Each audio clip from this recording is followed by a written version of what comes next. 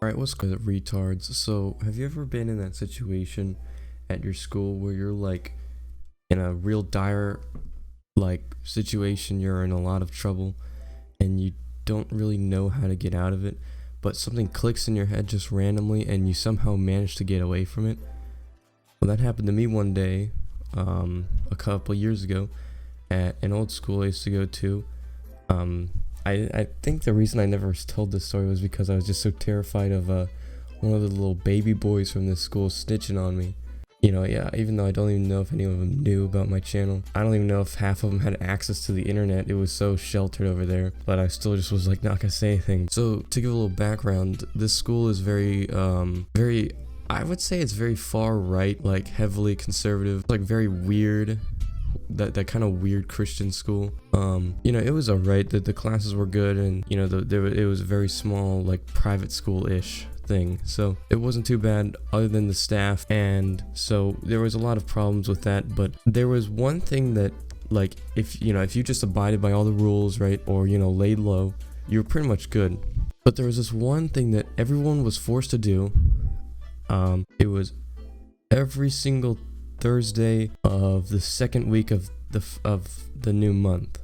So what it is it was pretty much just some weird thing where everyone had to go into the like this big sanctuary room and sit down, and my friends called it brainwashing because it pretty much was. You just sat there and watched some person talk about their beliefs on something, and they would kind of force it upon you, right? Like none of them were good speakers. It was either they played terrorist attack videos to try and scare you into hating Islam or something, or just some weird belief that, I don't know, the earth is flat. Not really, but just some stupid crap that no one really wanted to listen to. I'm pretty sure the only people who were genuinely invested were the parents who put us in here. My parents weren't. They were, my mom was like, hated every single second that I had to spend in there. But I think that kind of reinforced just my friends and I's like reason to just want to not partake in it, right? But you could get in a lot of trouble if you were found like without a parent leaving it.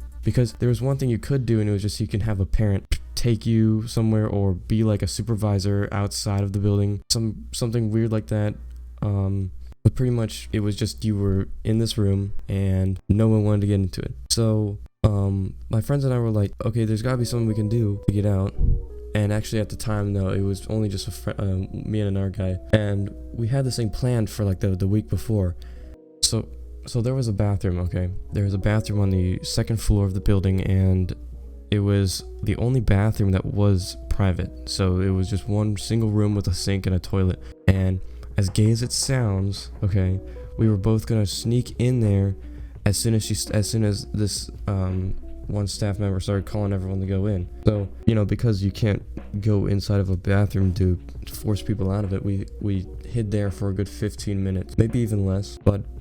And it was like, okay, this is just weird, alright? Like, no homo type beat, but like, you stay in a bathroom for a long time and it's just like, okay, this is starting to get really weird. And we started to rationalize too, like, it'd be just better being out there than stuck in a really small room, right? Like, at least you're being entertained by some weird propaganda stuff. So that was one of the things that we were like considering, and so I was just like, screw it, let's just go out now.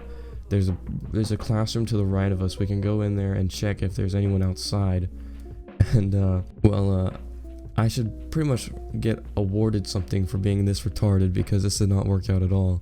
Because we walk out and we go inside of the other classroom.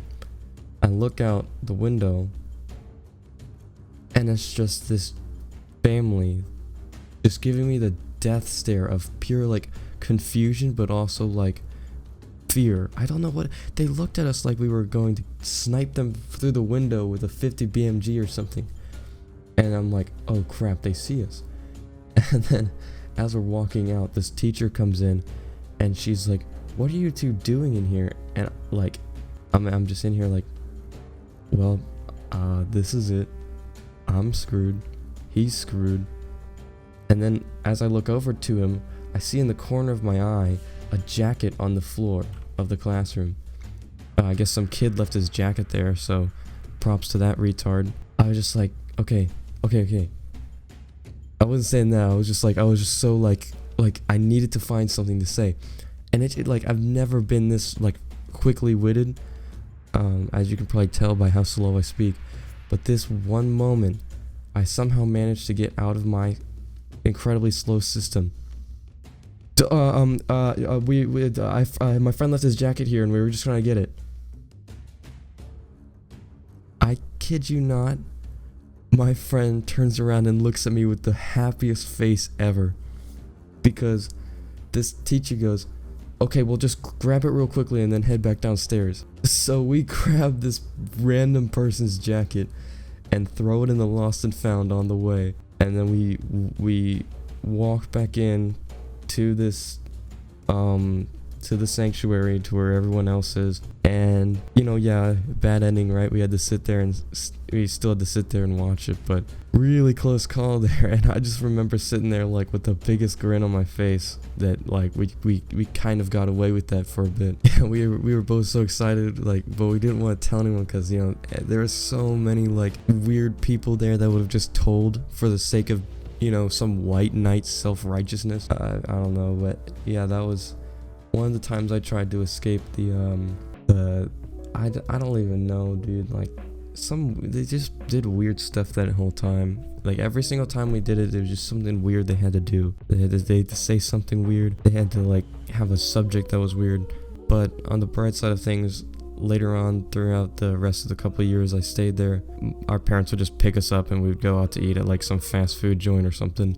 In total, the amount of times I've actually stayed and was like fully invested in those like, I guess, ceremonies was like maybe 2-3 times, 4 times probably.